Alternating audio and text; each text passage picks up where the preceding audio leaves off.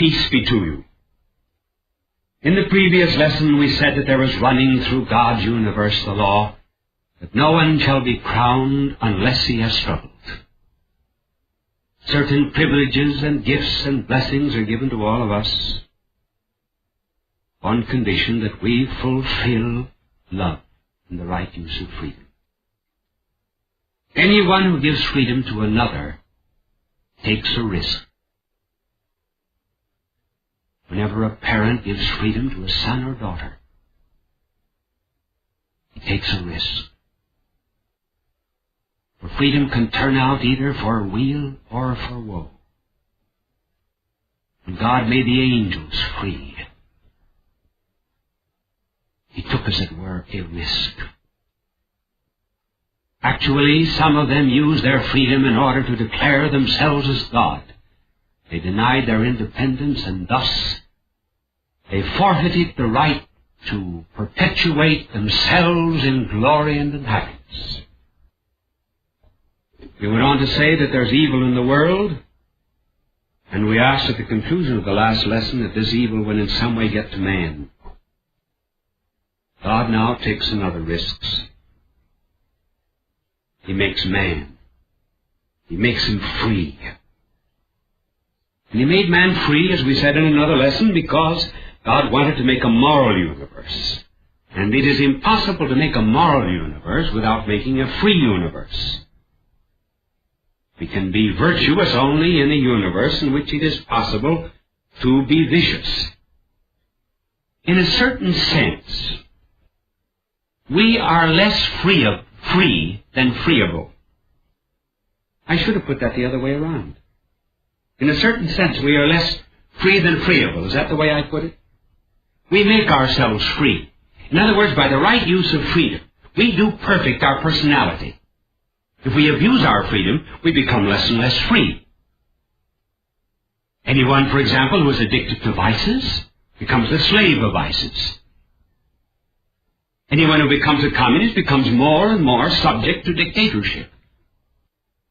It is therefore by the right use of freedom that we finally come to that very glorious freedom of being children of God.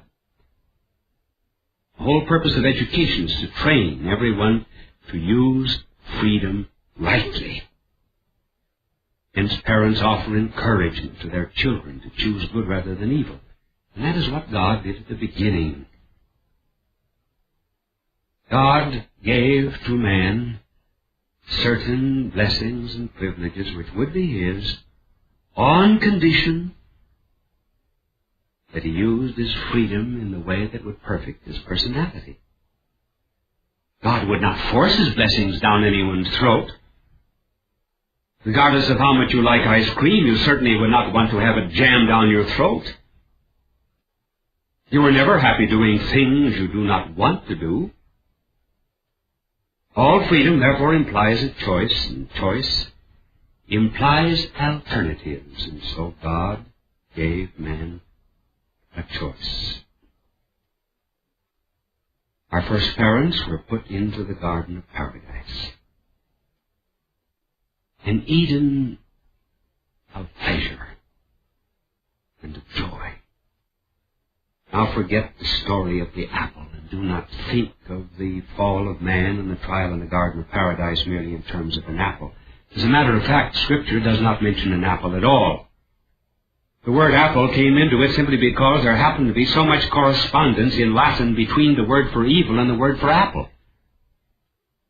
And then everyone began saying that Adam ate the apple.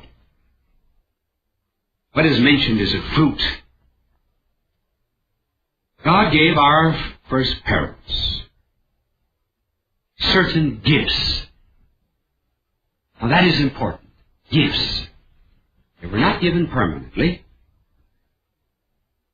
Man was to decide whether he wanted those gifts for himself and for all posterity. These gifts were principally twofold. One was called supernatural. That word will be explained technically later on. But this was the most important gift of all. It actually was a very intimate communion with God. It was something like that which we later on are going to call grace. But this was inner happiness beyond all description. Then there were certain other gifts, which technically are called preternatural. They were outside of the order of nature. And one of the gifts affected the mind. The human mind was to be free from error. It would not make mistakes in reason. Then another gift was the body would never rebel against the soul.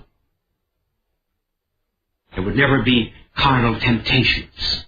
Concupiscence, vices, and sex would never completely becloud, for example, our reason. Then another gift was immortality of body.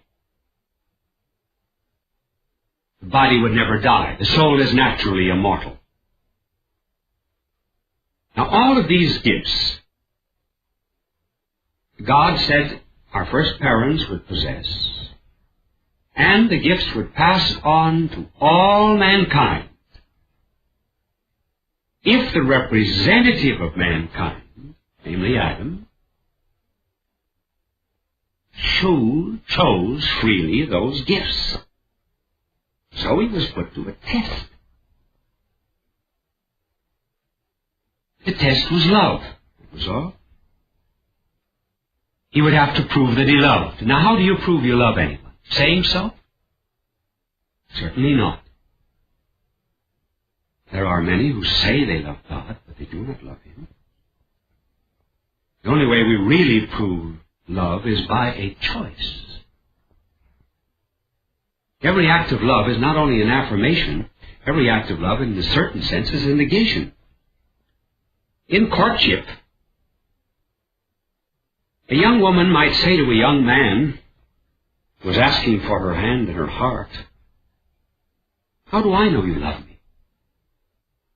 In this city, there are 268,412 other eligible young women. Have you seen them all? Do you know that you love me better than anyone else?"